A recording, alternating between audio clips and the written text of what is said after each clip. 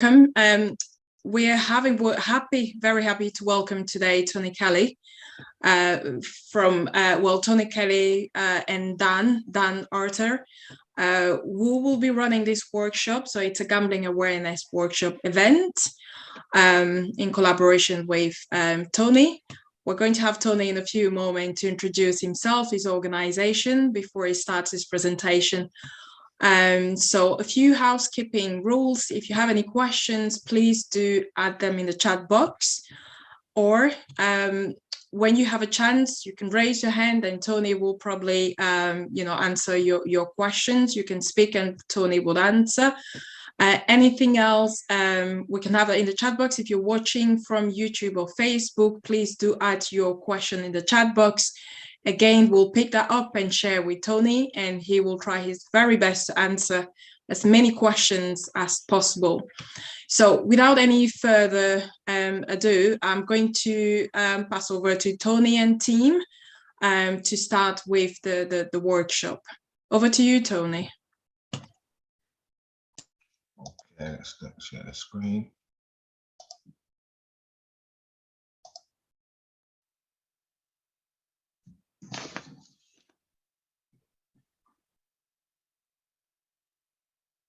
Well, evening to everybody.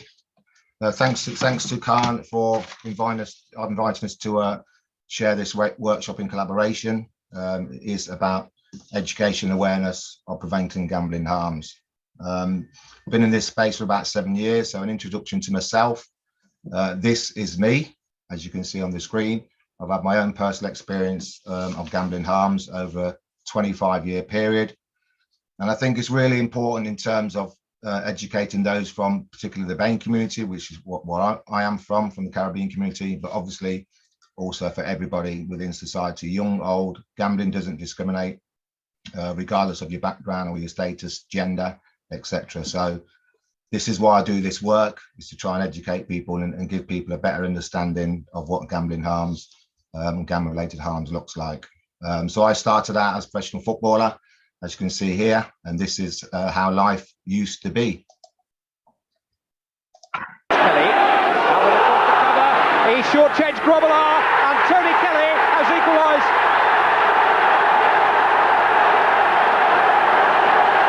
The substitute draws it level, just 2 minutes to go.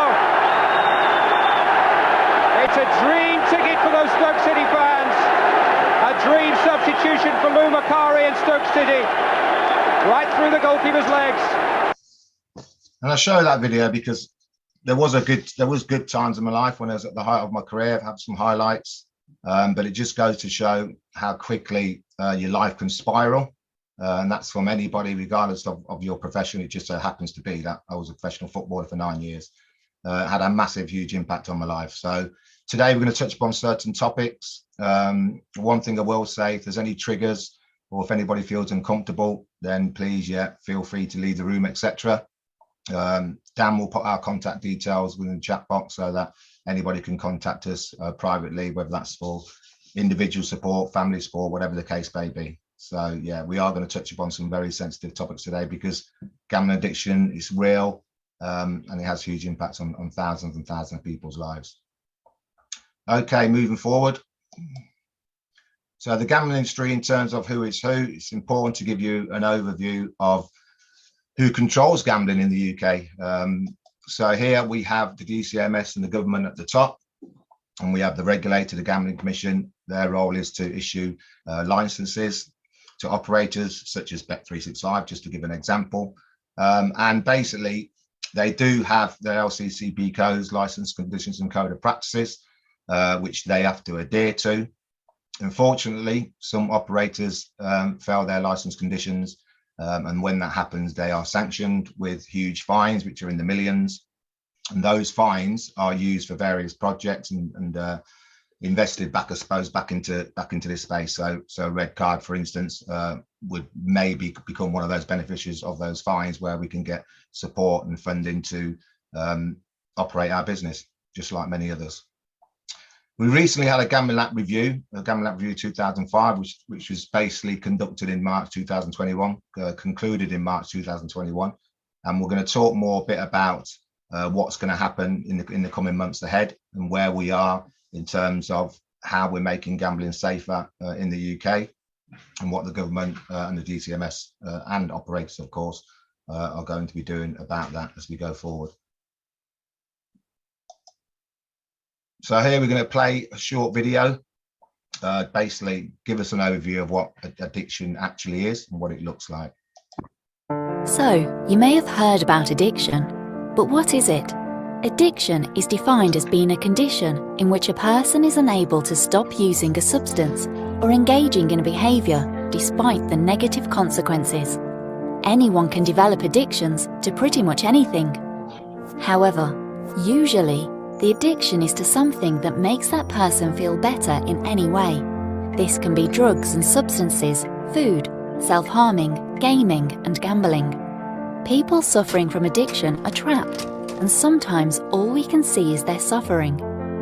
Often, behind the individual with the addiction, there are many others, family and friends who are suffering and trapped alongside them. So how do we spot addiction? We just have to remember that addiction represents the cage around a person and not the person themselves. C is for the individual who wants to cut down.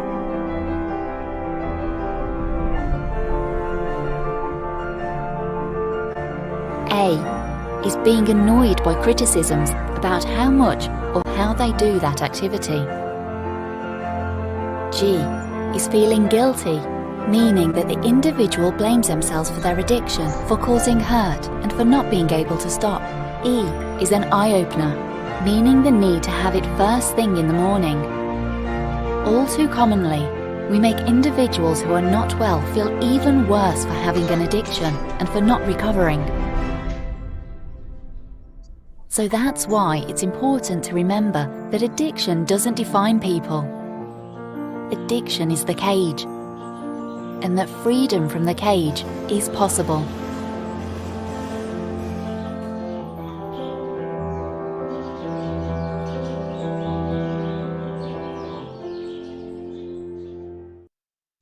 So there's an overview of addiction. And now, in terms of addiction, how it impacts on in individual lives, in terms of gambling addiction, there's many different types of addictions out there, whether it's substance misuse, whether it's alcohol, whether it's shopping, whether it's sex, whatever it is. Addiction is basically something that ruins your lives. It's something that's very, very, very difficult to stop. I mean, for a gambling addict, it literally consumes you. It consumes you on a daily basis, impacts you on a daily basis, impacts your mental health, impacts on your family. But one of the things that the most important thing to take out of this in terms of what addiction looks like and how it impacts our lives on a daily basis is that you can come out of addiction.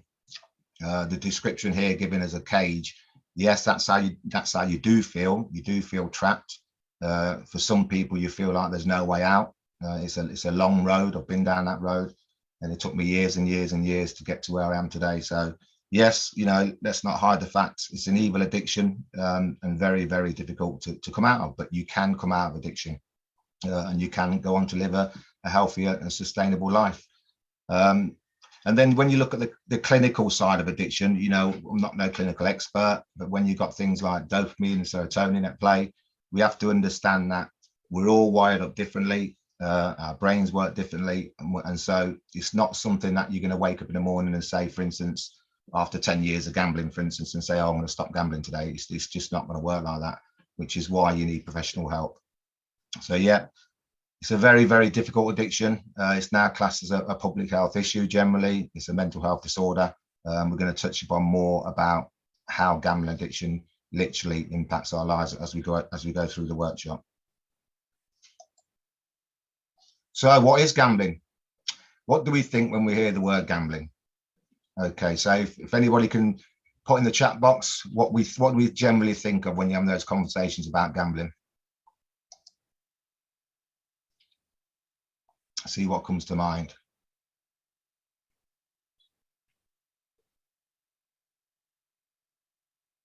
Increase in money, yeah.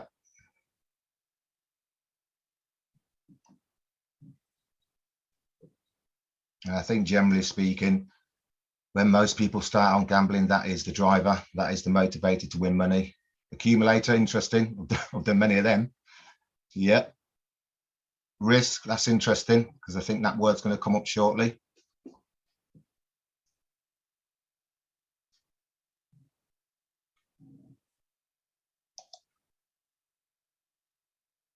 Okay, so generally speaking, gambling is generally defined as risking money or something of value in a game or a bet. And as I said earlier about the risk element, an element of risk and reward. So that's generally what gambling is. There are different variations or descriptions of what gambling is, but generally that's the one that Red Card used. And I think the risk and reward element is something to remember, and we're going to touch upon that even more later. Why do some people gambling? Again, over to you guys. This is really interesting because there's a number of reasons why people start gambling. So for instance, here's one: enjoyment and hobby. So have a think about why do you think some people gamble? We're in a space now where gambling is basically absolutely rife within the UK, from young and old to male and female. We have a serious issue within the UK with gambling and problem gambling related harms. So have a think about why some people would start gambling. Financial gain, yeah. As I said earlier, generally speaking, you know, most people will start out gambling. You know, they may be in poverty, etc., and want to think that gambling is a way to come out of poverty, which is not. Entertainment, yeah. Stress, escape worries, yeah, definitely. I mean, stress is a killer, as we know, and some people use gambling as a coping mechanism. Socializing, that's really interesting. We're going to touch about that later, about, you know, some people that do gamble socially. At the end of the day, you know, there's millions of people in the UK that do gamble. I don't really like the term gambling responsibly, but do gamble, but without ever encountering gambling harm, let's say. So I just want to clarify, Red Card, I'm not anti-gambling. Boredom, yeah, definitely. Just for fun, yeah. Okay, so here's some of the reasons why some people might start gambling. So we have to make money, as someone said, to be social, as just mentioned, boredom mentioned as well. Competition, yeah, that could be anything from, you know, kids penny up the wall. That could be anything from your lads in the pub having a little £5 bet over the match, relaxing. Coping mechanisms, as I said earlier, some people gamble to cope with different stresses of life.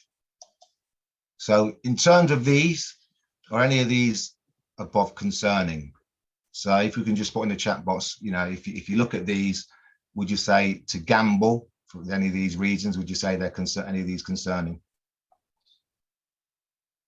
Let's have a look what people think.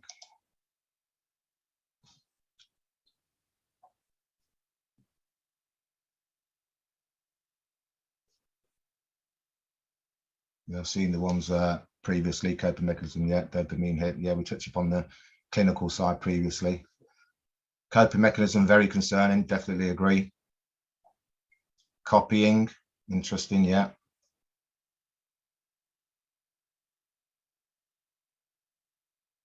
But when you look at them all, if you just go back to them, look at them all, concerning, I mean, to be gambling when you're bored, definitely a no-no. Relaxation, there's a lot of other things you can do to relax as opposed to start gambling. Coping mechanism, we touched upon report before. It's not something you should be doing, starting gambling to cope with lifestyle stress or to cope with worries or family issues, etc. Definitely not to make money. Originally, when I started out gambling at 18, I suppose, yeah, my focus was for financial gain. Over a period of time, you know, like any gambler will tell you, you'll have your lucky days, you'll have your lucky week, etc. You fall into that false sense of security and that delusion that you're going to win every week, but eventually gambling will take hold of you and it'll ruin your life.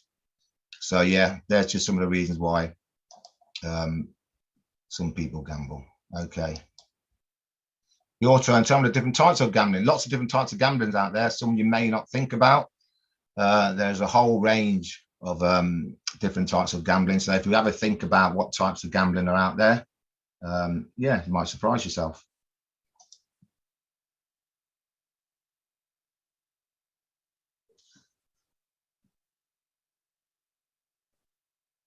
So have a think about what types of gambling are out there, because there is quite a few. Video game gambling, that's interesting, Simon. We will touch upon that shortly. Very interesting.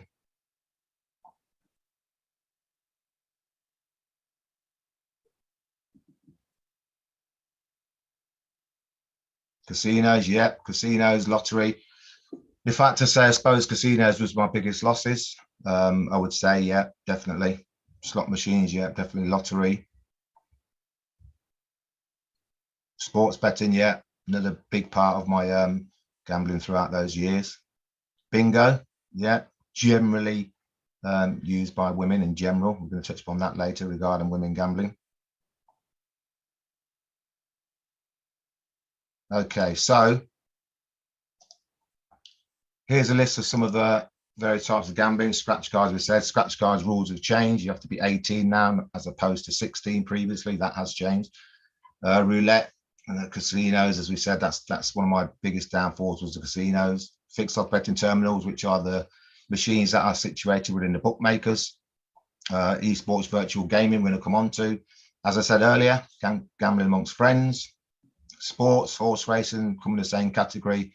I mean, the difference between my gambling, which is approximately, we're starting, I'm showing my age now, but over 30 years ago, was you had to basically, get a bus, drive or walk down to the bookies. There was no online gambling, etc. So it was generally horse racing, football coupons and casinos. The landscape's changed now, as we know. Accessibility is huge. There's a whole range of markets. You can gamble throughout the night, 24/7. I remember someone mentioned a phrase to me today regarding a casino in your back pocket, which I suppose is exactly the case. So there is a whole range of gambling that people are involved in today. There is one, I suppose, source of gambling which I've been talking to a few people about recently and different stakeholders, and that is regarding trading and forex trading, etc. I think that's going to grow in the next few months. Crypto, some of you will know about that. It's not my expertise, but I know there's a market there, and I know that's growing. I know that's going to be causing problems, so that's something to look out for. So yeah, whole range of avenues to gamble. Game, as someone mentioned in the chat box, Simon, gaming or gambling? That's the big question. So here we have on the left, gaming, we have FIFA. So basically, as we stand today in terms of the gambling regulator, gaming such as FIFA or Fortnite, Call of Duty, etc., is not classified as gambling. Us and others within this space want that changed for a number of reasons. So, we're going to look at this more closely now, because this is something that's growing. The correlation between gaming and gambling is absolutely huge, and it's growing. So it's something that's really, particularly for young people. So there'll be parents out there listening to this that want to know what their kids are up to, may not have the knowledge of what goes on in terms of, kids spending money on video games, which is basically, if you're spending money for a reward, as we said at the start, it could be classed as gambling. And as I said, there's lots of people within this space that want the gambling laws changed in terms of gaming and gambling. So here, who can tell me what loot boxes are? If anybody can have a quick stab at a description of what loot boxes are. See if anyone's familiar there. There's a lot of parents have no idea what loot boxes are.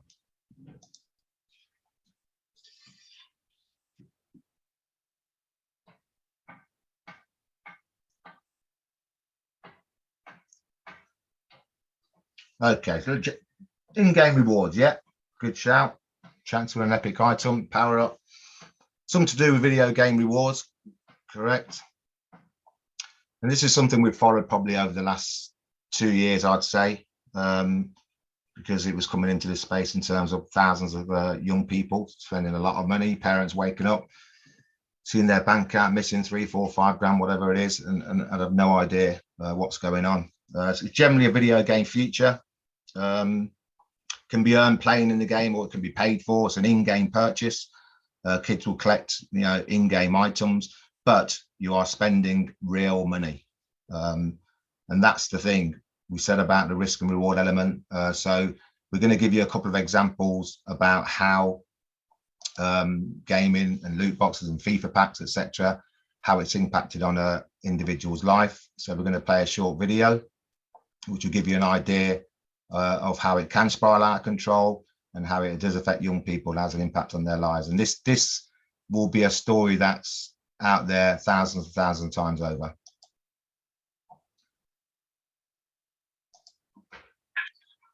Eventually, I was throwing £80 at a time onto the game 3 or 4 times into one night. And eventually, a few weeks before my exams, the moment came where the money just ran out.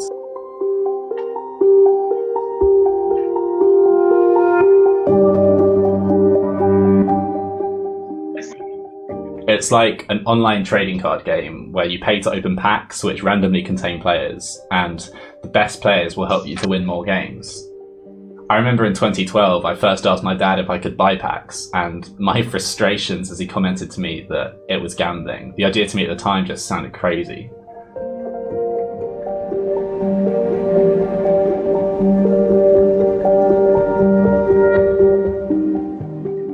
I was doing it secretly. I'd be going into shops and buying vouchers, redeeming them and hiding them in my room so that my parents wouldn't know how much I was spending.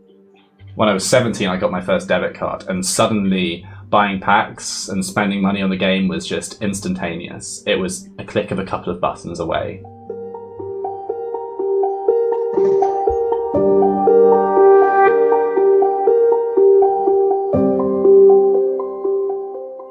Coming home from school where only a couple of my closest friends knew any level of what I was dealing with, the buzz of opening packs would give me a way to cope and to forget and just to feel in some way happy. And I felt like maybe my future self will understand because I need the money now to cope. Eventually I was throwing £80 at a time onto the game 3 or 4 times into one night. And eventually, a few weeks before my exams, the moment came where the money just ran out.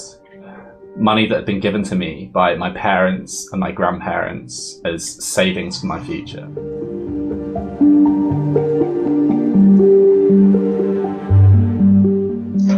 It's so important to me that I stress I take responsibility for my actions. Those decisions were made by me and nobody else. They were decisions that were heartbreaking for my parents when they found out and read through the bank statements. I don't think I've ever been addicted to video games, but I was addicted to the buzz of chance every time that I spent money on those packs.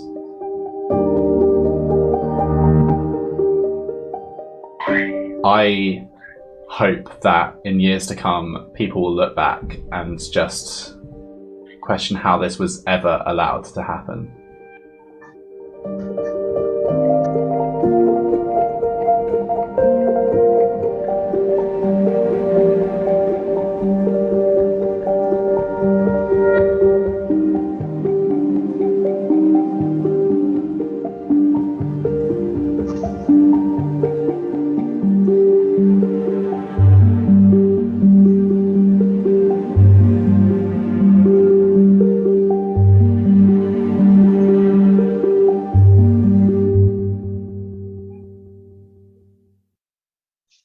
So there's an overview of someone that did struggle with gaming, and I think this is just a story that's one of thousands across the UK.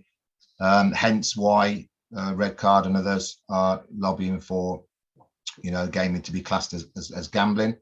In terms of Jonathan's situation, if you look at these questions here, what may have caused Jonathan to gamble more than he could afford? So if you put in the chat box, what was it that made him gamble more than he could afford?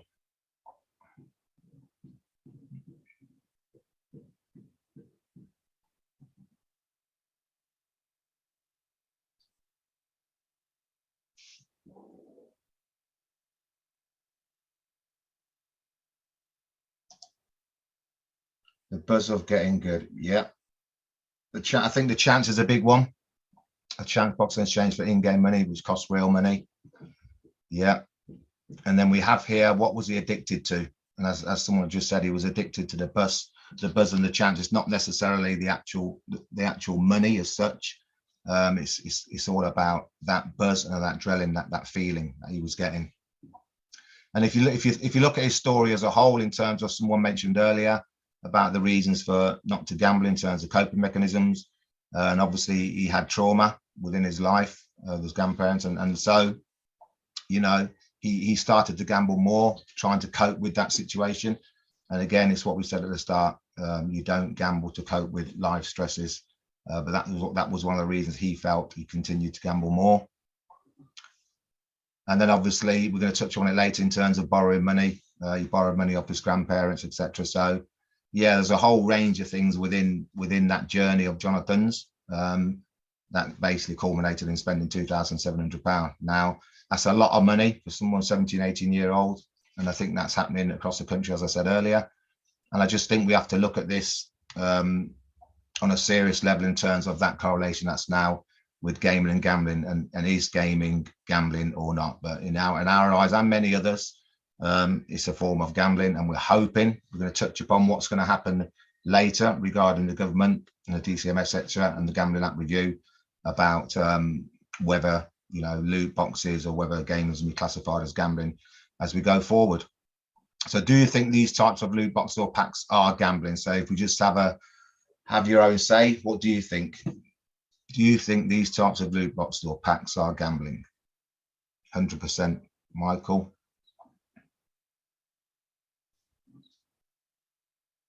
Because there will be people out there that don't think it is.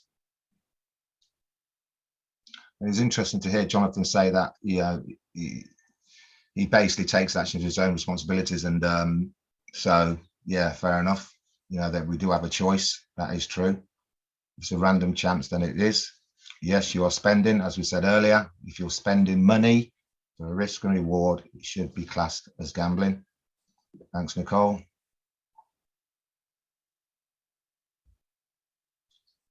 So, okay, we're going to move on to some stats about gaming and gambling, some things that you won't be aware of or that parents won't be aware of.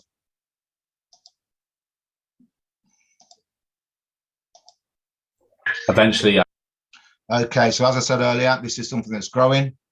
We've got 500,000 13-70-year-old parts in some form of virtual gaming in the UK. 93% of children in the UK currently playing games. Most parents are totally aware of this form of gambling. Kids gamble their skins and casino-style games such as roulette. So they're basically, their skins effectively become casino chips. Leads to familiarization of gambling, which again is another aspect of it in terms of that buzz, that adrenaline, that chasing, the randomness of it. It all relates to gambling in terms of familiarization, in terms of behavior, in terms of activity. Loot boxes, in-game purchase, as we said, and we keep going back to the risk and reward. Parents and debit cards are the forms of payment methods. So there's all different types of payment methods. Some I've never even heard of. And then we've got unlicensed regulation. So there are sites out there that have no regulation whatsoever. And obviously the age verification. So there's, you know, kids as young as 9 and 10, even 8, 9 and 10 that are playing these games. But I think it comes down to, when it comes to parents, we're going to give out information at the end of this workshop in terms of support and help for gaming. Because it's something that parents, you know, they won't be aware of in terms of how it operates, how it works, parental controls, blocks, those kind of things. So yeah, it's understandable why, you know, some kids will spend their parents' debit card money and hundreds of pounds without their parents really realizing. And that's when you get into the realms of, you know, turning on those blocks and turning off those parental controls, etc. So yeah, it's just something that we have to be aware of going forward. So yeah, that's the gaming and gambling element, and it's continued to grow. Gambling advertising, this is a big one. I mentioned earlier about the Gambling Act review. As I said earlier, at the end of the workshop, we're going to give you an update on where we are, because there are 1 or 2 changes that are going to happen. So gambling advertising. So here you have shirt sponsorship. You have Ray Winston, famous British actor, promoting gambling. You have bingo, Foxy Bingo. Here's what we call perimeter fencing advertising around the football stadiums. As you can see, 32 red. So who can name a celebrity who promotes gambling? Now, you've all seen your TV screens. We're all saturated with it.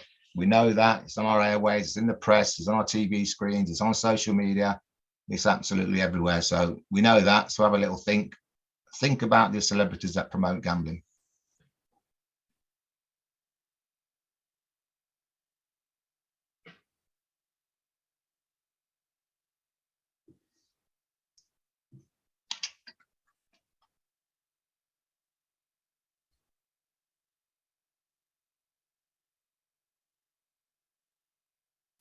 My chat box gone. There you are.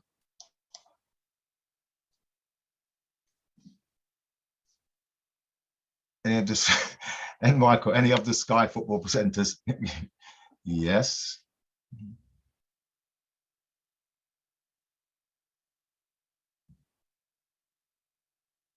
Anyone else think of any celebrities that promote football? Sorry, promote gambling. There's quite a few, you know. Okay. Twitch streams like it and Steve will do it. Jose Marino, yes. His face will pop up shortly. Okay, so here we have Wayne Rooney, obviously.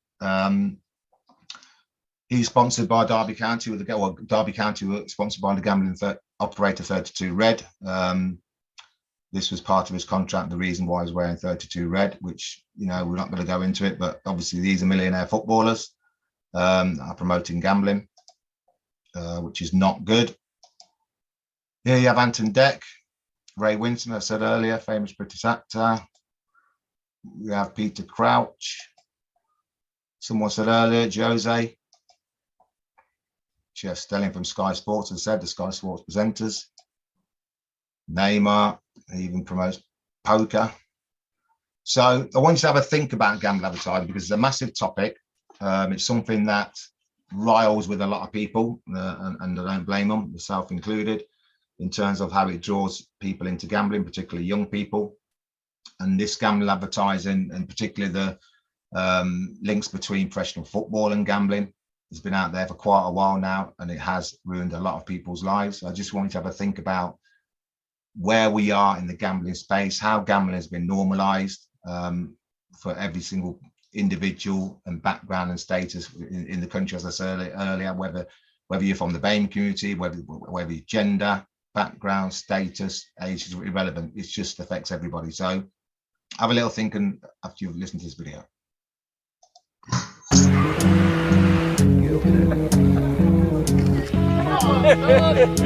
Go, go, go, go, go, go.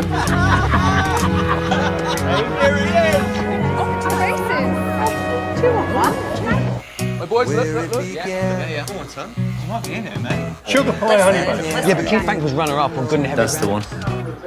But then I know That's AP McCoy. I'm coming! On the door! look at this though. Come on then, let's go right.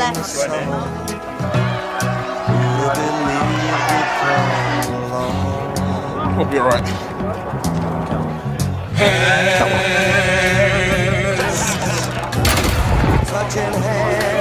He's catching up! Don't let Check this one.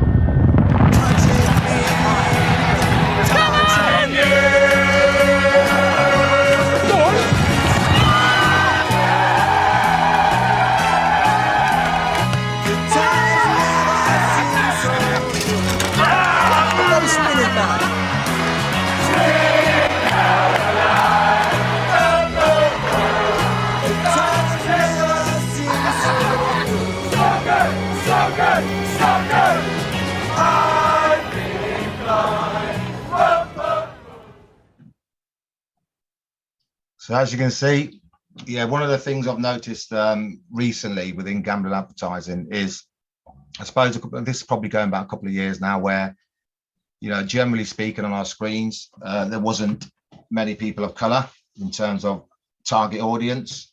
And as you can see from that video, a lot has changed. So now you have people from the Asian, from the Caribbean community. So they're starting to target certain demographics. And I think we'll talk a bit more about, you know, gambling in the BAME community shortly, but yeah, it's just the tactics that the advertisers use. And I think that in terms of how gambling advertising has grown massively in the UK, we have to think about what is it doing to young people? Is it drawing, you know, thousands and thousands of young people into gambling? As I said earlier, it's saturated, the market's saturated with advertising now. They will look up to their role models. If it's okay for Jose Mourinho or Wayne Rooney, then it's okay for us. That kind of mentality, that kind of thinking. So yeah, it's a huge issue, gambling advertising, as we speak now. There are going to be 1 or 2 changes going forward in October. So one I will state now, which is a very good start, is the fact that professional footballers, sportsmen and women and celebrities will not be able to promote gambling advertising or promote gambling from October onwards. So that's one of the changes that is coming into play, which is a good start. It's a good start. Obviously, you know, the advertiser and the ASA and the operators will have to look at that closely, and the operators, I know, will find different ways of targeting people for gambling, but it's a start. It's a start. So I just wanted to know what you guys think in terms of gambling advertising. Has it has a massive impact, you know, on our lives? Paul Merson is just saying there, interesting how the advert doesn't show any negative moments. That's really interesting. Doesn't show any negative happiness and celebration. I think that's the one thing that I took out of this video and others in terms of how gambling advertise on our TV screens. It's all about winning. It's all about everybody being happy, coming out of the casino or coming out of the pub. But there's no, they don't show the darker side of gambling. And obviously, when we go on to the impact of gambling later, that's just wrong in terms of the imagery, in terms of the content, in terms of the language that's used. It's all geared to as if gambling is basically fun and everybody wins and everybody's happy, and that is far from the case. Every person that advert won their bet, as someone's just mentioned there, Dan, yeah, makes it look like it's harmless. Exactly, Nicole. As we know, gambling is not harmless. There's seriously gambling-related harms out there. So yeah, that's where we are with the advertising. And I think, you know, hopefully when this change comes in October, it's a start. There's a long way to go in terms of, you know, really addressing gambling advertising. And as someone said earlier, and as my thought was, is that we have to show the other side of gambling, and not just the fun side and the social side, but the actual darker side to gambling, because there is one, and we all know that. Okay, so the next slide is some stats. This is probably from a year ago. We've probably got about now, I think it's 27 out of the 44 top flight clubs in the Premier League and the Championship have a gambling sponsor. You've got gambling accounting for 11% of all online advertising spend. I think it's 1.4 billion or something that the operators are spending on gambling advertising. It's a massive, you know, budget for them in terms of what they spend on advertising, and again, geared to luring people into gambling. 70% of children and young people notice gambling adverts on the high street, betting shops, window displays, as well as promotions on the shop floors and near tills.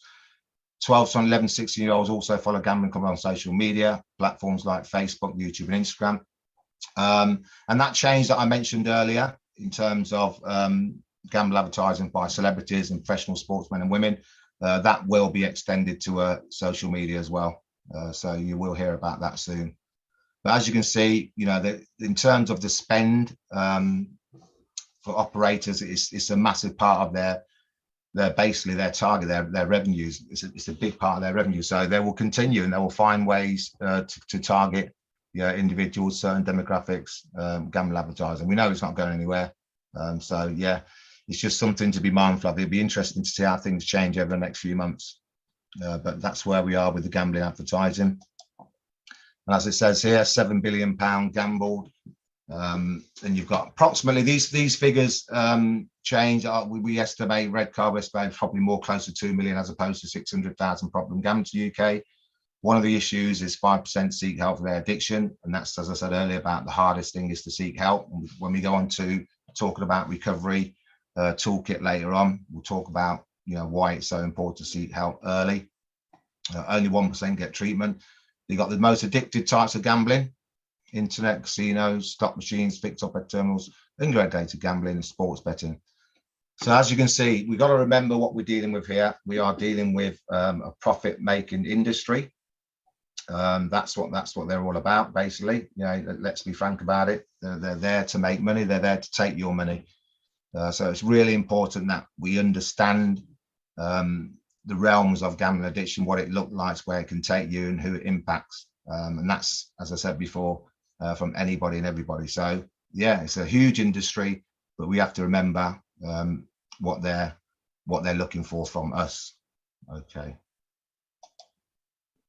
So my impact of my gambling, now there's lots of different types of impacts of gambling harms, some very sensitive, which we'll touch upon. But when you go through the whole journey of a gambling addict, there will be all these things here that will have an impact throughout that journey. So broken relationships. I had a 20-year relationship that broke down. I think when we talk about gambling addiction as a whole, and the way a gambling addict lives their life, the lies and the trust will eventually come into play in your relationship or your marriage, whatever the case may be. And eventually, you know, relationships will break down. Then we have impact on a family. We've got a few slides coming up shortly, which is really important in terms of affected others. But it had a massive impact on my family, on my 5 brothers and my sister, and also others. And then lost friendships. Yeah, I've met some good people along the way, but eventually they won't pick up the phone. They know who it is. They know it's another £50, it's another £100. And as I said, you're burdening people with your problems, and that trust and the lies, eventually, you know, they catch up on you and people will walk away. Lost career possession. So I finished football at 30, which is approximately 5 or 6 years too young, too early. So I lost about 6 years to the game, having signed for Stoke when I was 21, nearly 22. And then you had crime. There's current research going on at the moment in terms of the links between crime and gambling within the Bain community. That's something that I'm going to be involved with going forward. So I'll be updating that.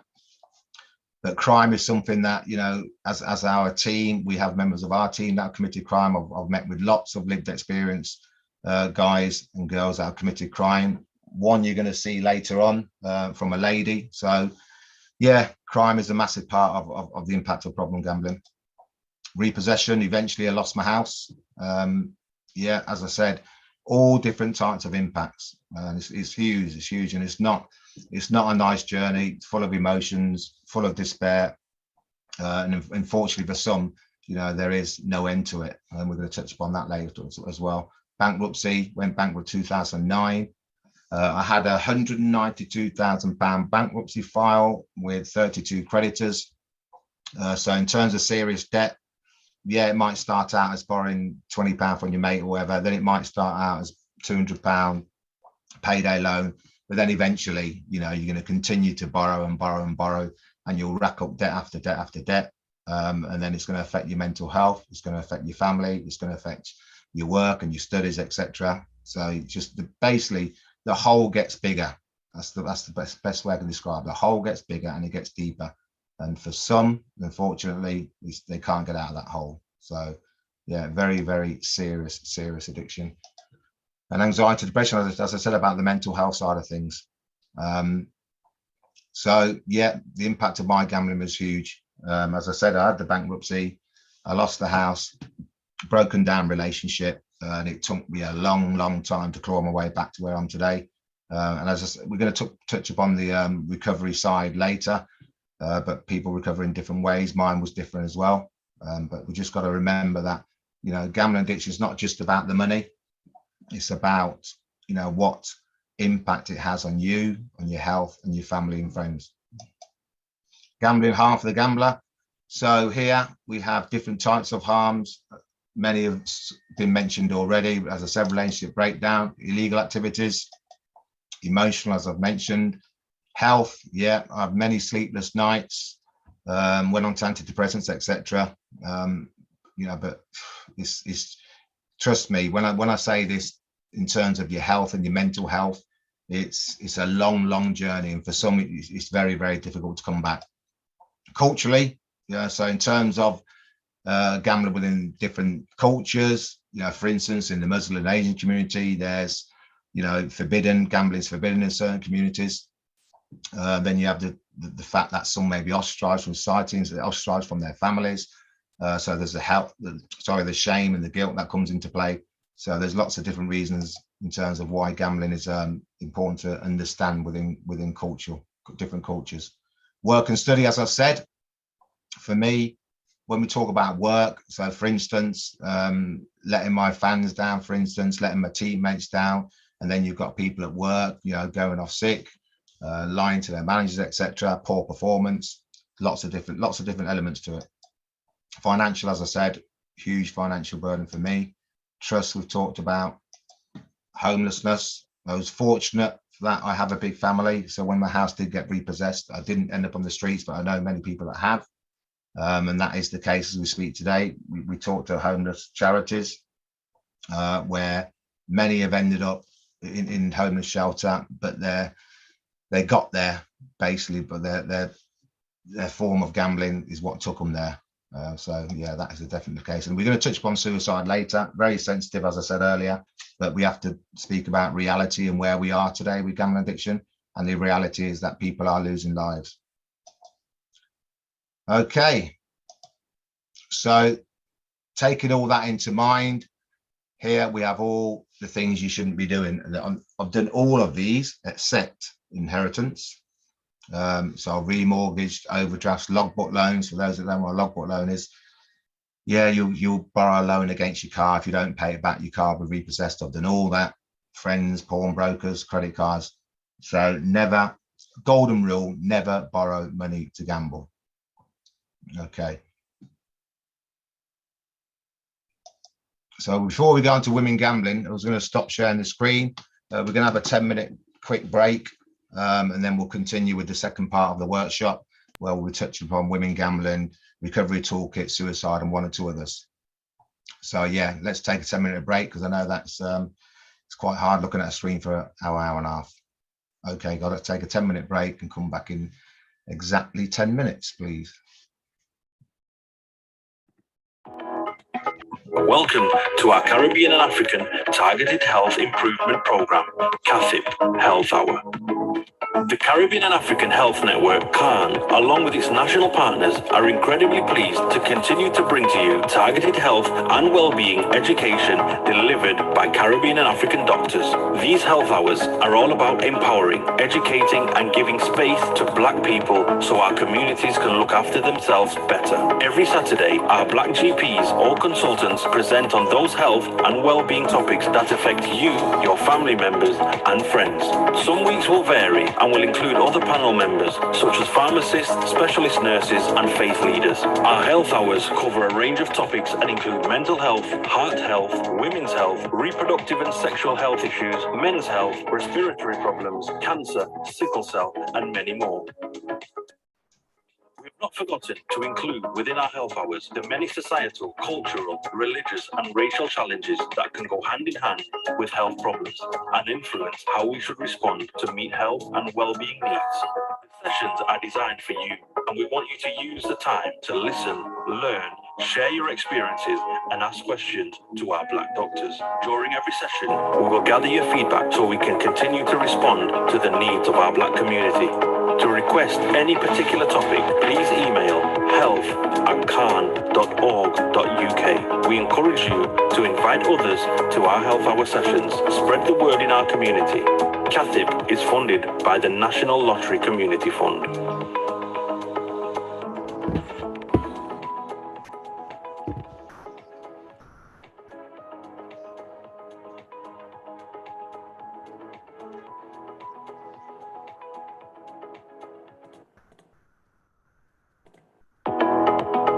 Welcome to our Caribbean and African Targeted Health Improvement Program, CAHN Health Hour.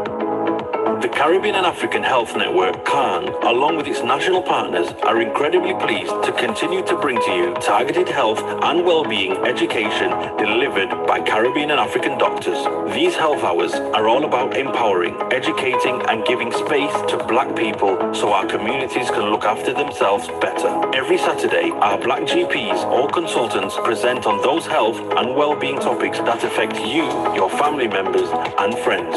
Some weeks will vary and will include other panel members such as pharmacists, specialist nurses, and faith leaders. Our health hours cover a range of topics and include mental health, heart health, women's health, reproductive and sexual health issues, men's health, respiratory problems, cancer, sickle cell, and many more.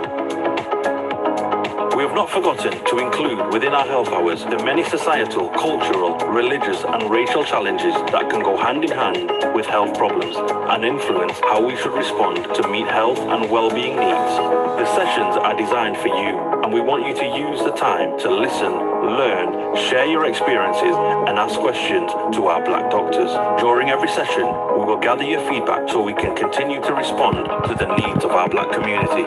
To request any particular topic, please email health@cahn.org.uk. We encourage you to invite others to our health hour sessions. Spread the word in our community.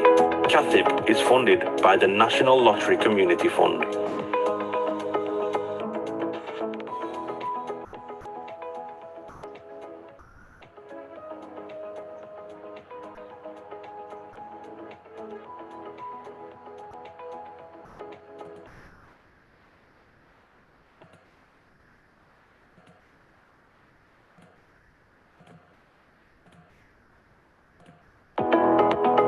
Welcome to our Caribbean and African Targeted Health Improvement Program, CAHN Health Hour. The Caribbean and African Health Network, CAHN, along with its national partners, are incredibly pleased to continue to bring to you targeted health and well-being education delivered by Caribbean and African doctors. These health hours are all about empowering, educating and giving space to black people so our communities can look after themselves better. Every Saturday, our black GPs or consultants present on those health and well-being topics that affect you, your family members and friends. Some weeks will vary and will include other panel members such as pharmacists, specialist nurses and faith leaders. Our health hours cover a range of topics and include mental health, heart health, women's health, reproductive and sexual health issues, men's health, respiratory problems, cancer, sickle cell and many more. We have not forgotten to include within our health hours the many societal, cultural, religious and racial challenges that can go hand in hand with health problems and influence how we should respond to meet health and well-being needs. The sessions are designed for you, and we want you to use the time to listen, learn, share your experiences and ask questions to our black doctors. During every session, we will gather your feedback so we can continue to respond to the needs of our black community. To request any particular topic, please email health@cahn.org.uk. We encourage you to invite others to our health hour sessions. Spread the word in our community. CAHN is funded by the National Lottery Community Fund.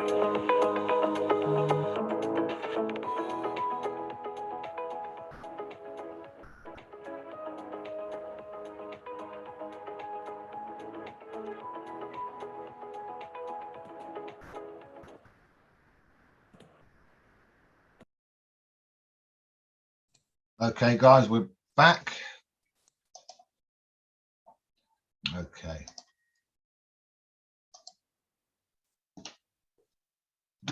Now, before we go on to women gambling, I just want to spend a couple of minutes on talking about gambling within the BAME community.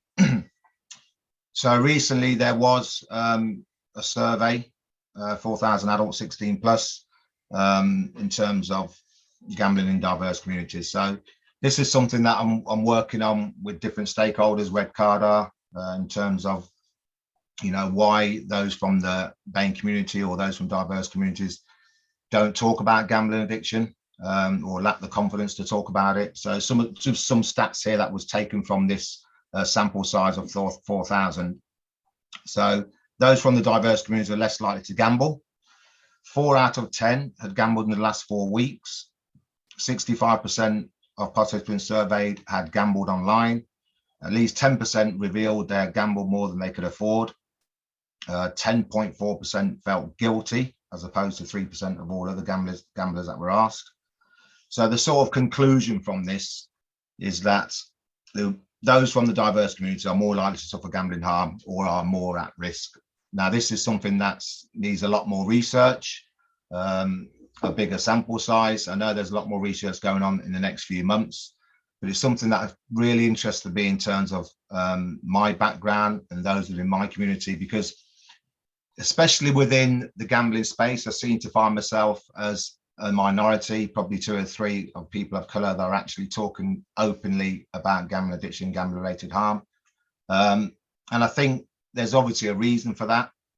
I think we haven't got to a point where those from the Black and Asian community in particular, but other communities as well, are not confident about talking openly and sharing their stories, sharing their experiences. And this is one of the reasons why I wanted to, connect with CAHN, so that we can open up that space and make it a safer space for people to openly talk about gambling harms within their communities.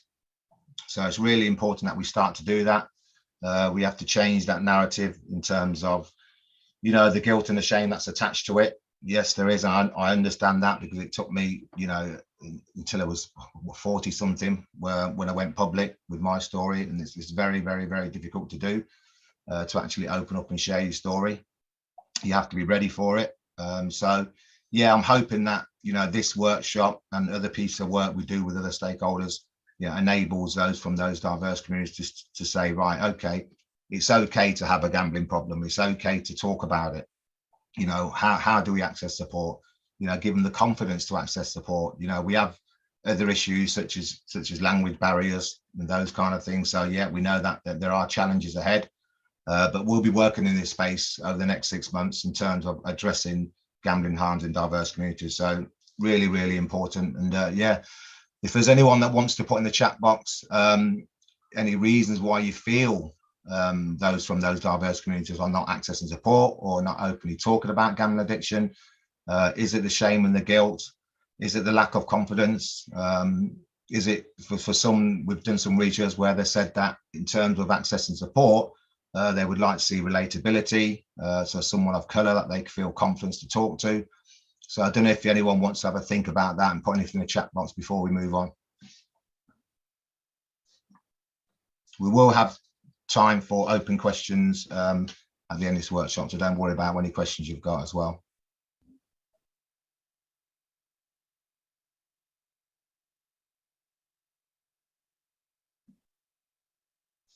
Relatability, Michael, yeah, that's something that has been mentioned a lot in the research, and some of the research questions that have been put out there for the surveys. Yeah, relatability.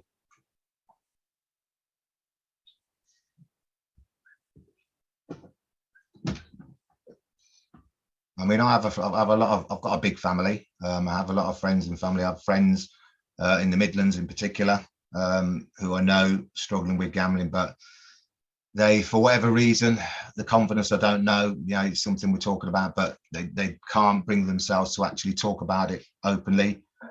And I think that, that's something that we need to change. We need to change, really change that narrative that it's okay to talk about it. Okay, let's move on to women gambling. So women gambling, again, another thing that's risen over the last few years.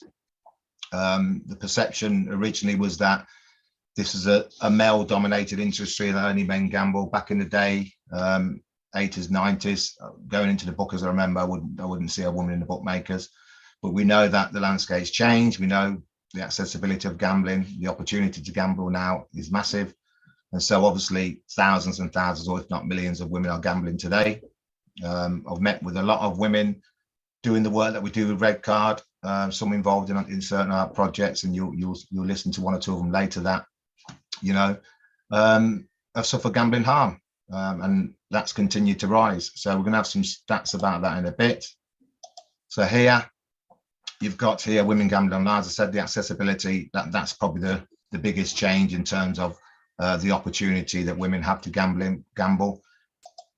750,000 are known to have gambling problem. We estimate there are a further million hiding this addiction. Women reporting gambling problems have risen by a third in 5 years, more than double the rate of men. So that gives you an example of how rapid the rise is. Women gamble for different reasons. Someone mentioned that earlier about different reasons: escapism, boredom, stress, blackout feelings, and obviously target advertising is a big problem. It's more common for women to be affected others than men, which is likely because of the more significant male gambling population and a higher ratio of heterosexual relationships, leading to more female spouses and partners being affected. And we are going to be talking about affected others, which is huge, shortly. And so here you have some of these women we have spoken to. These are real life stories. Kerry Nichols and Ben spent 100 grand. Some of you, well, you may or may not have heard of Liz Carter. She's quite an advocate in this space, saves women online gambling a sense of harm. Tasman had gambled over 10 grand since last March. Number of female gamblers in the UK has risen by a third in 5 years. So, you know, this is common knowledge within this space. There's a lot of people that are working within this space in the gambling industry, highlighting the rise in women gambling. There's lots of different women gambling groups out there and forums. It's really important to highlight this. And this is an example in terms of desperation, in terms of impact. And it just so happens that this happens to be a female. I actually spoke to this lady about 3 or 4 weeks before her sentencing, and it just gives you an example of how the extremes that gambling addiction can take you to.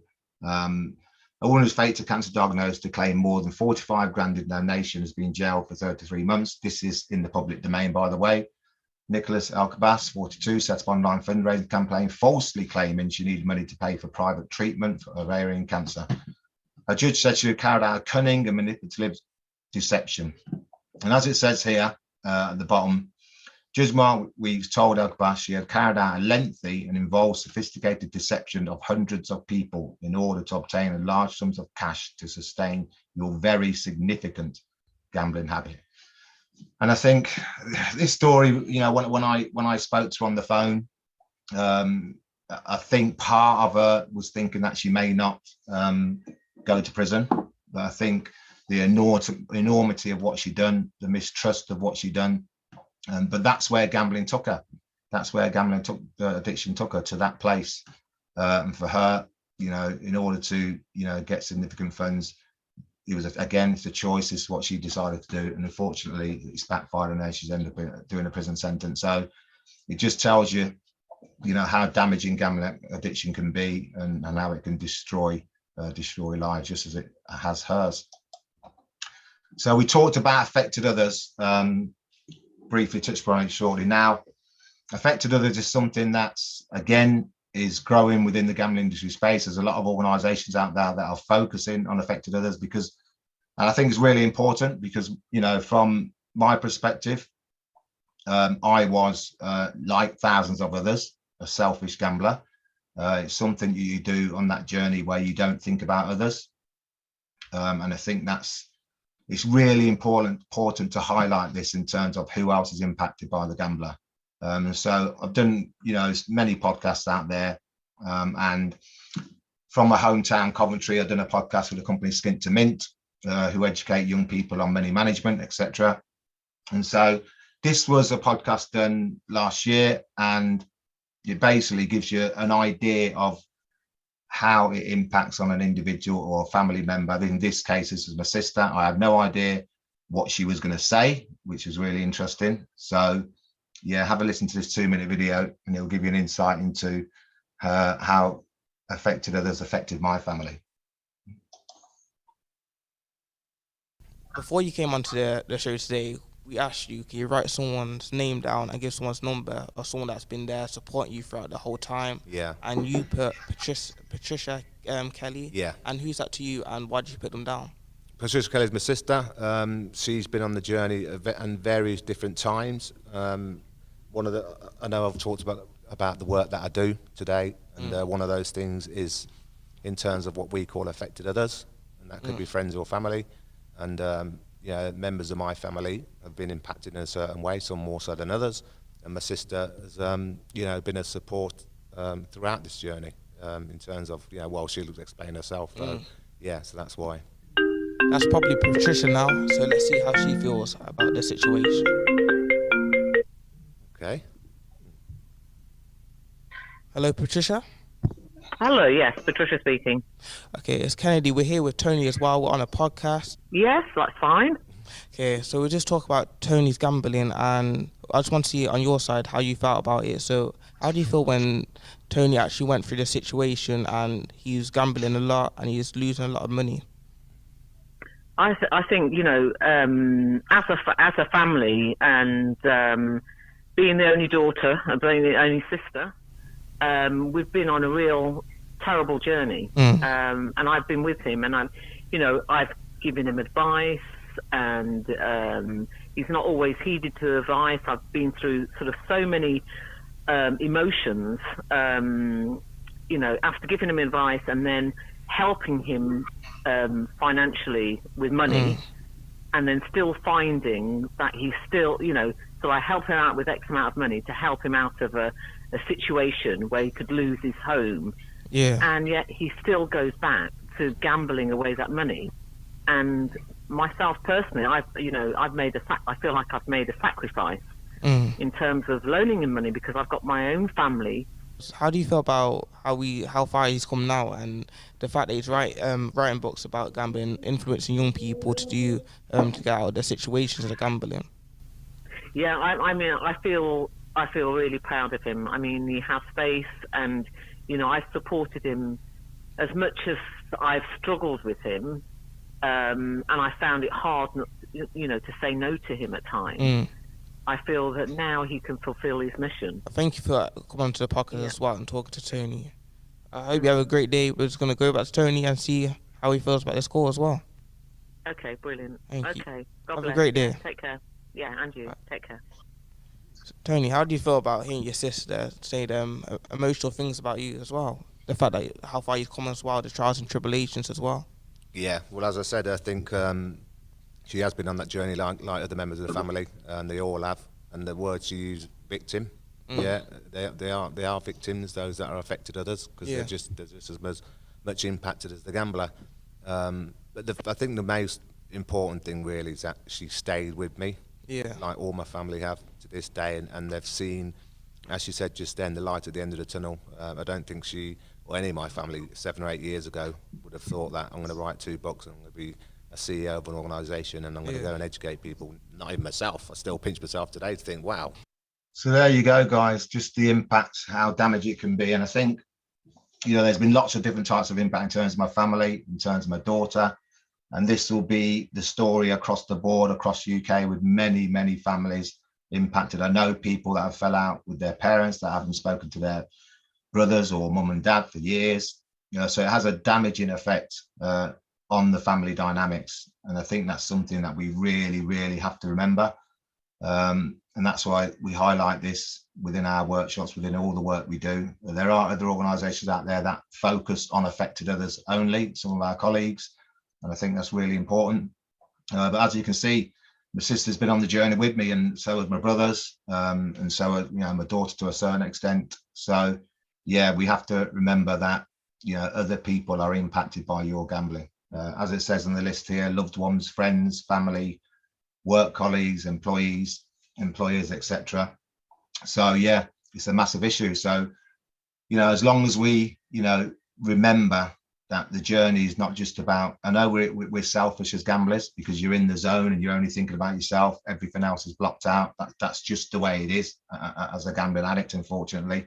And that's why it's important to educate and to let people know that it's not just about the gambler. We have to think about the bigger picture and who else is impacted. And as you just heard, yeah, my sister was brave enough to come on and share her own feelings and thoughts about how it impacted on her life. Before you came here, we have the graph in terms of who else is affected, as I said earlier. My daughter's now 24. She remembers a certain incident that happened when I was 9 years old. She was 9. I was 9 years old. I wish. And she was picking up from school at 9 years old. Height of my addiction. Picked her up from school, and then it was midweek. Those that do have a bet will know what I'm talking about when it's midweek football. And I stopped off with the bookies to put a football bet on. As I said, it consumes you. You have to have a bet. That's all you're thinking about. You're preoccupied with that. And I popped into the bookies, and to this day, to be honest with you, I don't even know how long I was in the bookies for, but I wouldn't go in to put one bet on. It'll be 6 or 7, so it's probably 10 minutes.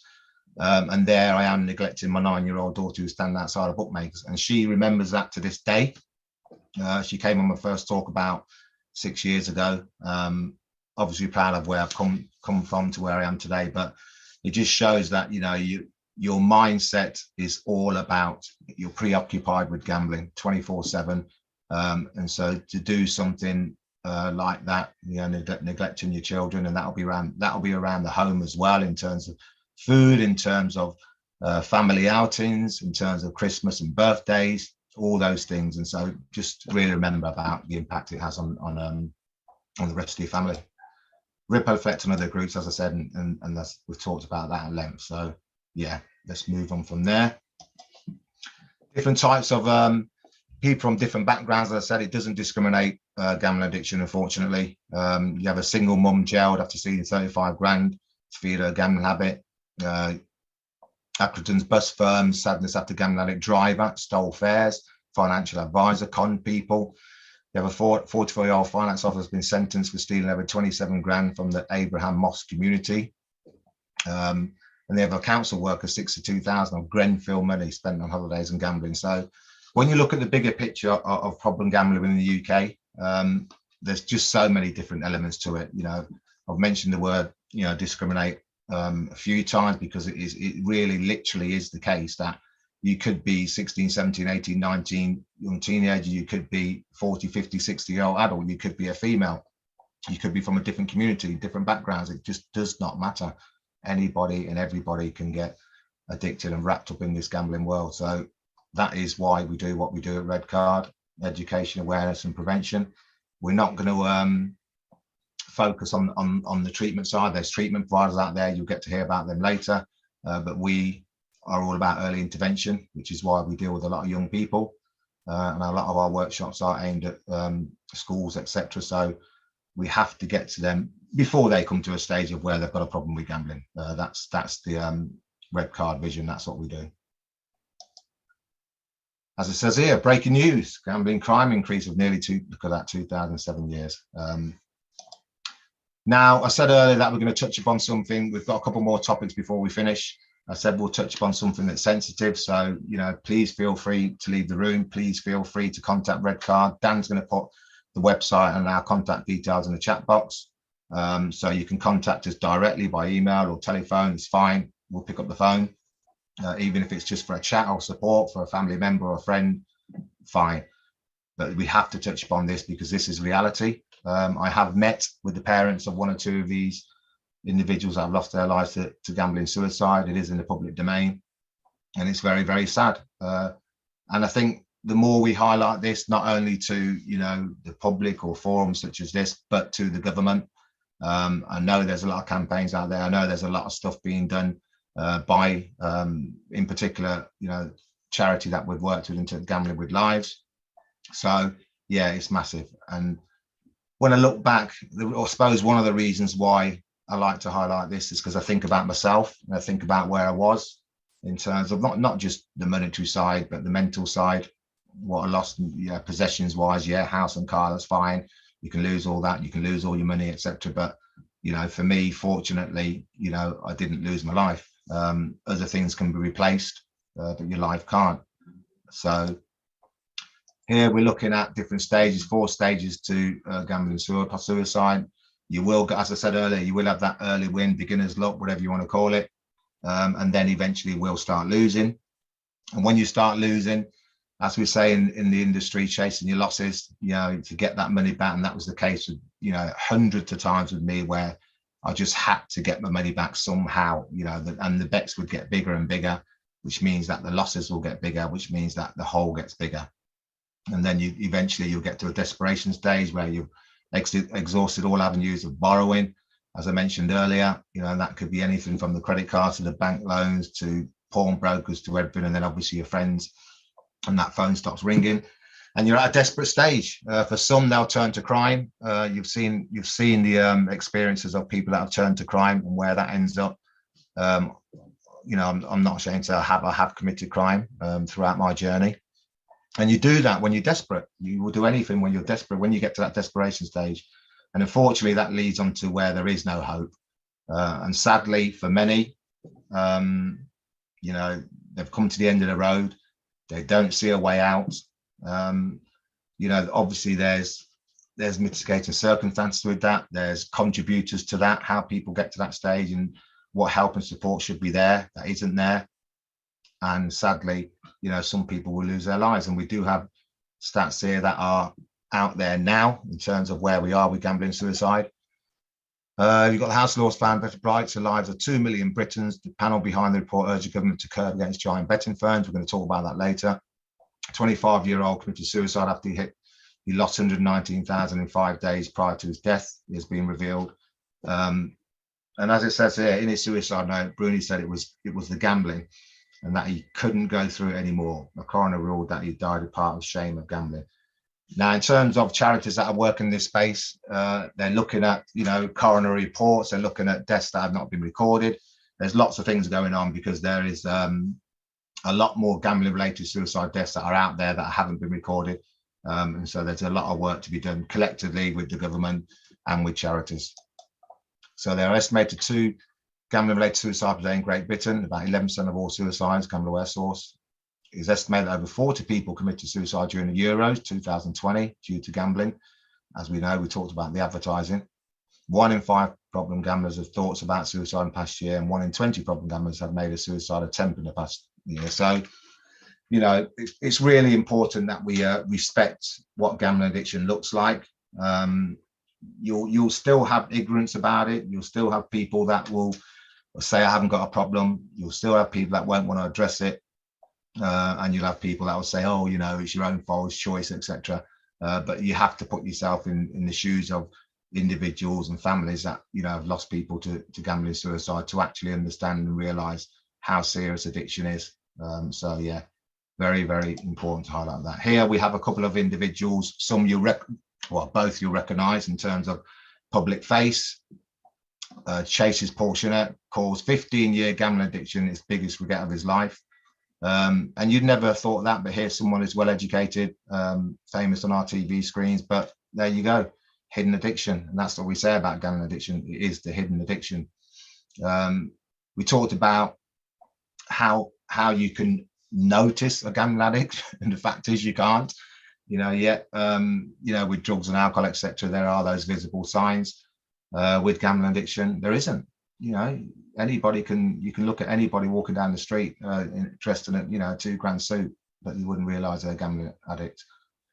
Paul Merson's opened up about the extent of his gambling addiction during his appearance at Good Morning. An important phrase here, I suppose, when he speaks to Piers Morgan and Susan Reid, that he considers his gambling addiction to be the worst. Some of you may have seen his documentary recently on the TV screens, and that's very important that people from the celebrity world are talking more about it and opening up about it, which is great. And I think we need to do more of that in terms of sharing our experiences, as hard as it is, as I said earlier. But the more that those within the public eye can open up and share their stories, then it's only going to raise awareness, and that's exactly what we're trying to do: raise awareness of what is a crippling addiction. So I'm going to finish off shortly. What more can be done to protect children and adults? So here we have 4 or 5 things. I'm going to touch upon the white paper now, which when we get to the government. So I think in my opinion, there has to be a collective effort from everybody, and that includes the DCMS and the government. That includes the operators, the ASA, Advertising Standard Agency. Just everybody collectively has to try and work together to make a difference. Intervention is what we mainly care about in terms of getting to people before that becomes a problem. Better regulation, we touched upon that shortly. So, and the government, should gambling be banned? Let me just ask the question out there for you guys, because a lot of people have been to lots of workshops and different viewpoints about gambling. So does anybody think that gambling should be banned?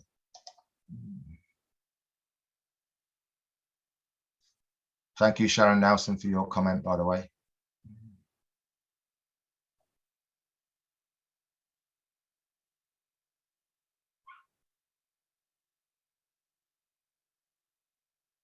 When we have the Q&A, we can have a discussion about this, because it's interesting. Not ban, but maybe national limit on how much you can bet. Yeah, Michael, we are going to talk about that next.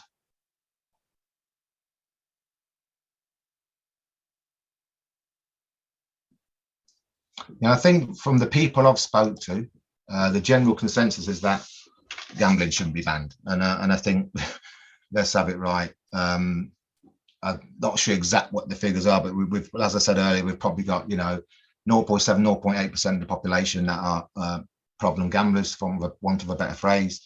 But there are millions of people out there that gamble socially, that gamble on social events, etc. Never encounter gambling harm, that have have it under control, if you want to use that term.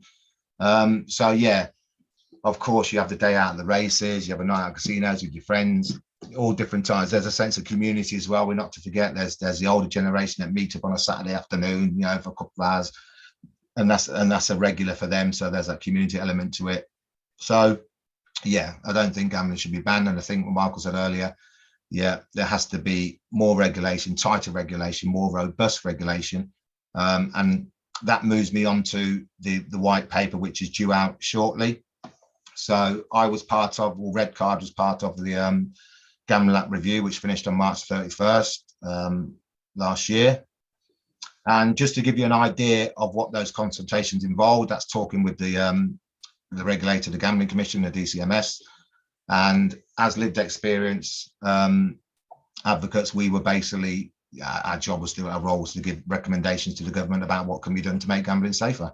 And so some of the things were advertising, loot boxes, affordability checks, as Mark just said, license conditions, customer intervention from the operators, and VIP schemes. So customer intervention, for example, as we speak now, there will be thousands of people on their apps, and they'll be gambling through the night, and they'll be spending £300, £400, £500, £600, whatever it is. But there will be no customer interaction and customer intervention. So that is where the operators fail. You know, they see your data, they see your transactions, they see everything. It should be a red flag, but it doesn't happen. Well, you know, majority of cases it doesn't happen. Hence why I said that they get their big fines. But unfortunately, a big fine, it could be anything up to, I think the latest one was about 9.6 million. I think it was 888 fairly recently. But it is a drop in the ocean. You know, that may surprise some of you, but it is a drop in the ocean to these operators. The amount of revenue they pull in is huge.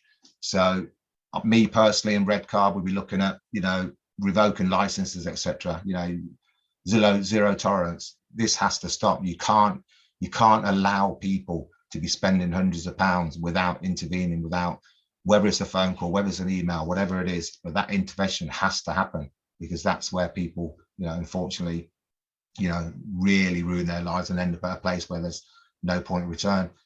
So yeah, there's a lot more to be doing. Education awareness is what Red Card all about.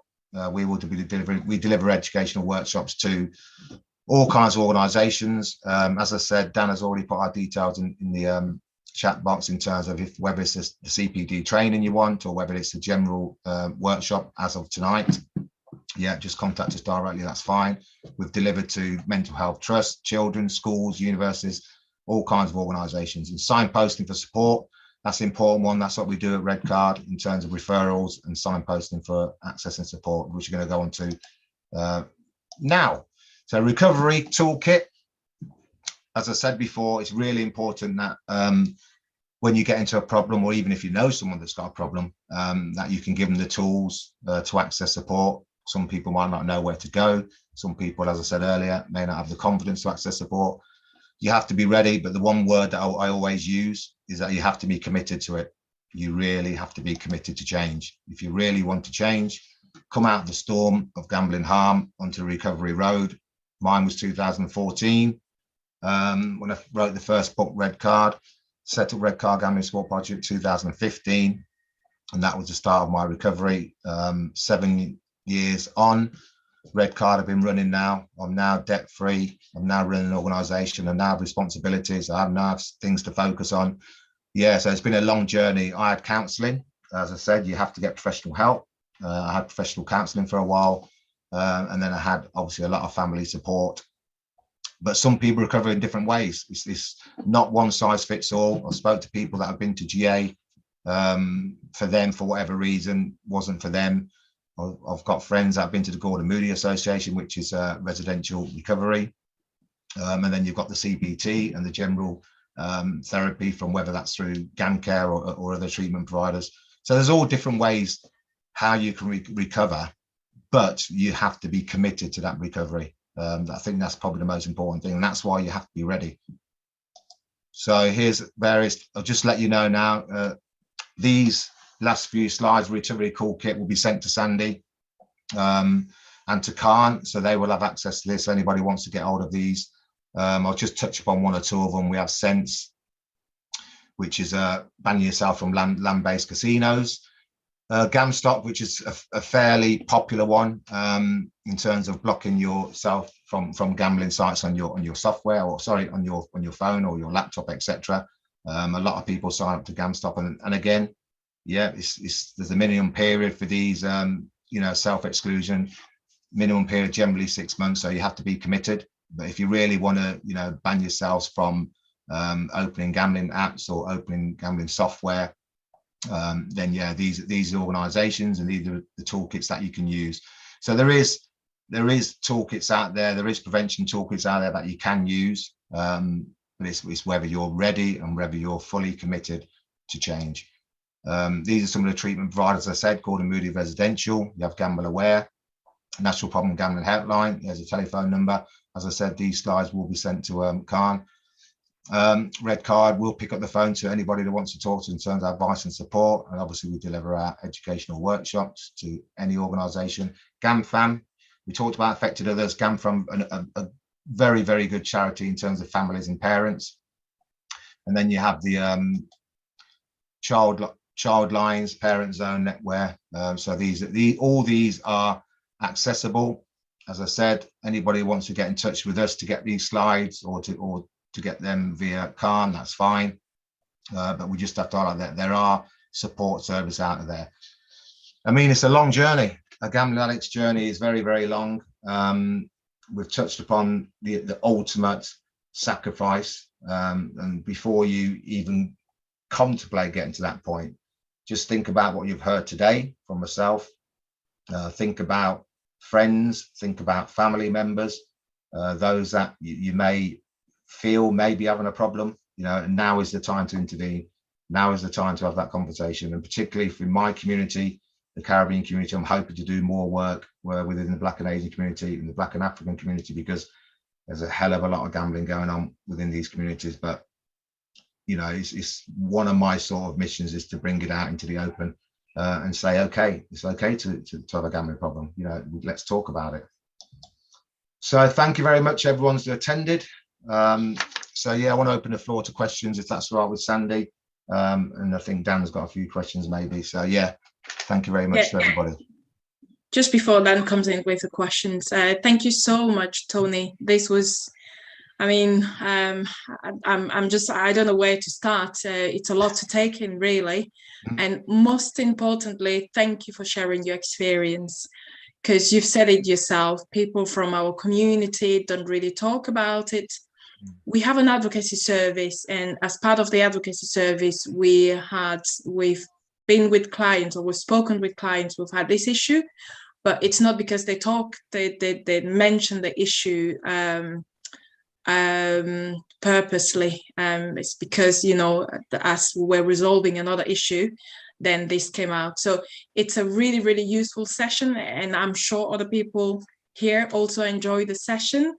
And it definitely has ripple effects on family members. Again, thank you for sharing the experience with your sister and daughter.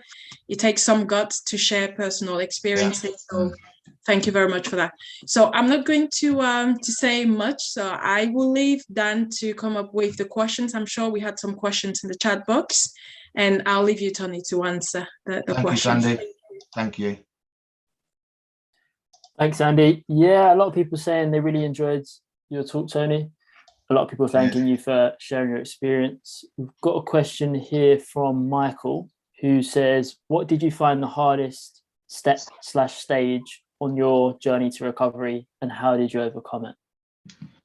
I think the hardest step, I think what most people also state that are coming out of addiction and on the recovery road is acknowledging you've got a problem, actually accepting and acknowledging you've got a problem. That's hard. The word used within gambling addicts is denial, and I've stayed in denial for years. You've already listened to my sister today, but there's other family members that were impacted, parents as well. And so yeah, staying in denial is, it's only going to lead you down a longer road and a harder one to get back. So I think 2014, I think there was an ex-footballer called Michael Chopra at Newcastle, and he shared bit of a story, and that was the time when my sister was saying to me, you should put something to print. And I think when people call it the psychotherapists, the therapists, the counsellors will understand when they talk about, something being therapeutic and cathartic. And I think once I started to put it to print, so there was two things that happened. One is going public, putting it to print, and then obviously doing the first, I suppose, live national interview on BBC Breakfast. I was obviously nervous and scared, etc. But from that moment onwards, not only family and friends, but the nation's going to know. So I think raising awareness that way was great for me and therapeutic. And I think that was the main point of Startup Recovery, to accept, right, you've got a problem, there is help, people are behind you, people who support you, families behind you. There is a new road to go down. Yeah. Awesome. Yeah, and there's another question here that says, how do you approach someone that you think may have a gambling addiction, but they might not be aware of it? So if it's someone close to you, I've got one or two friends that, I can see, they're spending a lot of money, that I can see that are suffering mentally. And I just, it has to be a softly approach. We've got to be careful about judging people, because at the end of the day, like someone said earlier, it is a choice that people make.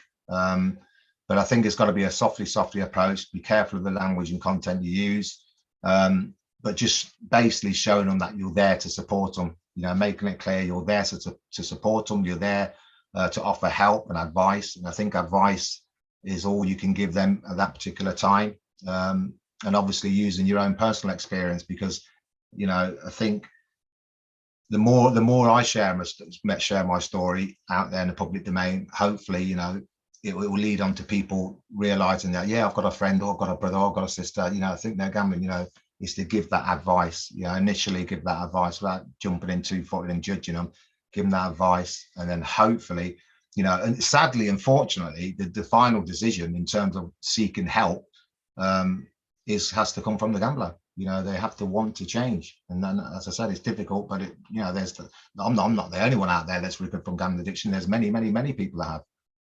Yep. Yeah, absolutely.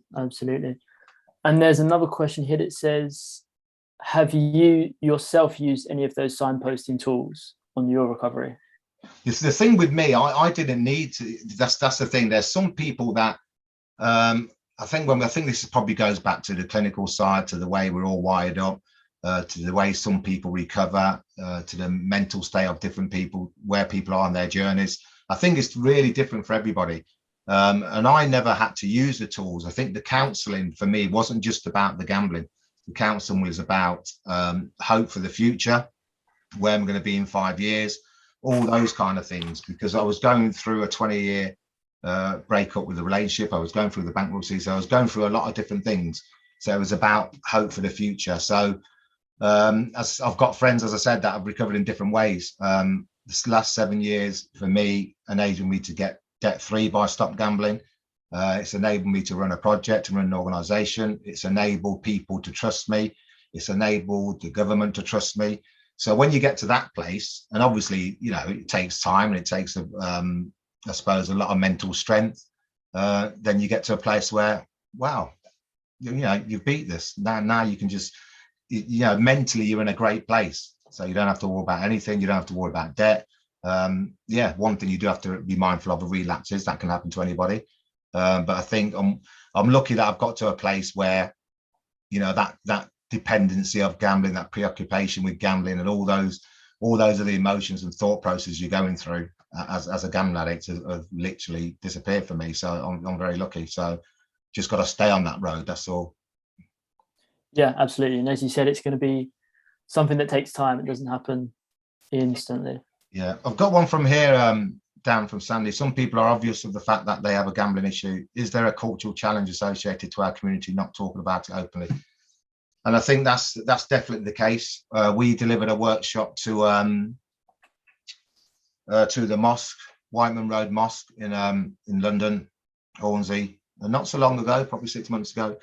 And from that because we had lots of conversations and an open floor afterwards, and I think from that we started to realise that how big a problem gambling was within the Muslim community, and they talked to us about it a lot, figureheads and faith leaders, and they were pleased that they could actually hear this workshop, because they didn't know where to go to actually get a workshop where people are actually openly talking about it. So it's really important that we try and get people from these communities to have the confidence really to talk about it, because that's the thing. When you're labelled with guilt and shame, then it's difficult. It's difficult. So I think the more we do that, the more we reach out to the Caribbean and African and Asian community, and not forgetting other communities such as the Turkish community, which is another community where I don't think I've heard anyone speak from the Turkish community about gambling harms, even though I've got friends that tell me it's absolutely rife in their communities.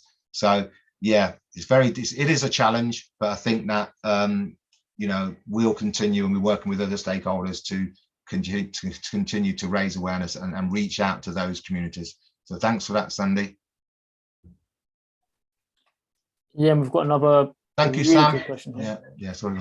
Yeah. That says, what are your views on the capacity of existing services to address the needs of Black, Asian and ethnic minority communities? Yeah, that's something that we're discussing now with research with Ipsos and Gamble Aware, whereby there's certain survey questions asked. There's going to be research over. We started the research. Well, we didn't, but we were part of it in terms of being from the Caribbean community, and questions asked about accessibility to service providers specifically for the Black and Asian community, because someone mentioned earlier in the workshop, which is something that I've thought about as well in terms of relatability. If you are from the Black or Asian community and you want to speak to someone about your issue or family members' issue, you're more likely to feel more confident if you're talking to someone from your community. So I think there's probably going to be more training in that side of things. But at the moment, as we speak, there's not a lot of existing services that are aimed at the Black and Asian community specifically. I think that needs to go, and obviously, and this can only help. That there'll be people out there that have clinical backgrounds or whatever, or that are involved in maybe NHS trusts and other organisations that can address that. We obviously are an education provider, so yeah, we haven't got the power to address that, but there's others that can. But then the more we talk about it from that perspective, from the diverse communities perspective, then yeah, the more that can change. Absolutely. And this was not so much a question, but just a comment from the YouTube live stream. Yeah. Someone has said, thank you, Tony, for sharing your experience, and congratulations on your journey so far. This session was really informative. Thank you. Yeah, thanks, Sam. I think that is all the questions we've had so far. Thank you, Sandra. I've just read one and I'm very important, so thank you very much. Yeah. And I think from my perspective, from Red Card's perspective, working alongside with CAHN, they wouldn't have heard, in detail about what gambling addiction looks like in terms of, the impact it has on the community and individuals, etc. And then the access support services, which is why we'll continue working with CAHN. So I just think it's so important that education, awareness and prevention is the way to go, because gambling is not going anywhere. It's here till we leave this earth. So we know that. I'm not so sure the Gambling Act Review white paper, when it comes out in a month or two, will have any robust changes, because as I said in the earlier piece, that we are looking at a profit-driven business, and we have to remember that. And then there's government taxes and all the rest of it. So let's be real and let's be honest about it. Not a lot's going to change. So the only way you can, save people's lives and make people's lives better and families is to educate. So that's where we come in terms of Red Card. Great, thank you very much, Tony. Just a quick comment. I think when we were sharing this, the flyers for this event, I actually had somebody from Manchester City Council contacting me to say that they were working on, gambling awareness, but they were actually pleased to see this event, because they were saying they've not been to the stage where they're raising awareness. They're doing a lot about it in terms of possible solutions.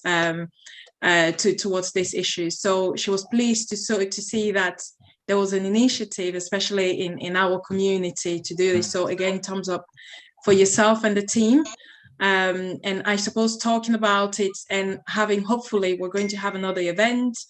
Hopefully we'll share the YouTube link and have more people to just tune in, really. Just before the session, again, I was speaking with somebody else and mentioned this, and the person was really surprised. Oh, you're doing an event on gambling awareness. It's really an issue.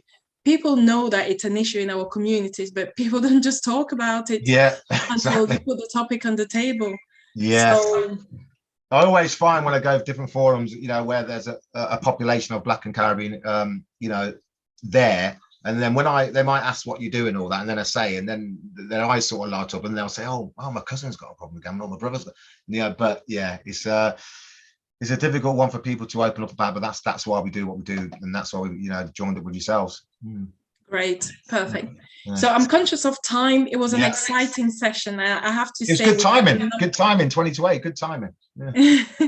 Yeah, we kept the numbers to the end. It means it was very interesting, because sometimes when it's a bit boring, you see people leave slowly. But that's good. We kept the numbers good. Yeah, we kept numbers. So again, thank you so much. My colleagues have been posting some events in the chat box, so just to let everybody know. We have a counseling service, because I think with gambling issues or any other issues, sometimes it's more of a mental issues or emotional, or let's say it creates other emotional issues, isn't it? Definitely. So we have a CAHN counseling service, and the helpline is on the chat box there. But for those who can't read the chat box, the helpline is 07710 022 382. And we also have an email address, help@cahn.org.uk. So please, if you want to speak with somebody, if you've been affected and you feel like you want to speak with someone, it's absolutely free of charge. Please do give us a ring. We also have a Windrush event on the 25th of September. So hopefully, Tony and Dan, you can come down in Manchester. It'll be a chance to meet you guys. We're planning to have it in a big park. It's going to be a massive event. We'll share the flyers with you. You also have the Zoom link and Facebook link for this session. Again, if you want to share that with your network, that'll be great. Or if you want, we can send that to you via email then. If you send that to us by email, that'd be good. Okay, all right, that's great. And the last update from myself, we have every Saturday, we have a health hour webinar. Health hour is a doctor speaking with the community. I'm not too sure what the topic is this Saturday, but I think last Saturday we spoke about is it the gosh, I can't remember, the new box thing that's out there. Completely, new box thing. Monkeypox. The monkeypox. Monkeypox. Monkeypox. So the doctor spoke about. What is that? Sorry, it's a disease, monkeypox. Sorry, right? The disease monkeypox, and we have that on YouTube as well. Links are available if anyone would like to go back to it. It was very interesting. So other than that, if there isn't any other question, any last comment from yourself, Tony? Just to say that obviously we have our educational workshops such as tonight, but generally we like to do it face to face, but obviously we do it online as well. And for those professionals out there, we talked about gambling in the workplace. There's a massive issue with gambling in the workplace that Public Health England have highlighted. So we do have our CPD accredited training course for professionals, people within the workplace, any sector. And obviously, as you know, it's CPD points that can be accredited. So any organisations out there that want to take on the training course for their staff, then contact Red Card at the website and or email, and we can discuss that with you. That's perfect, and we'll share that with our network as well. So thank you, Dan, for sharing the link in the chat box.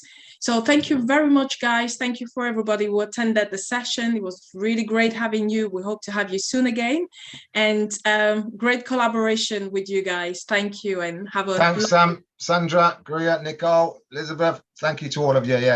Really enjoyed it. Great. Okay. Thank you.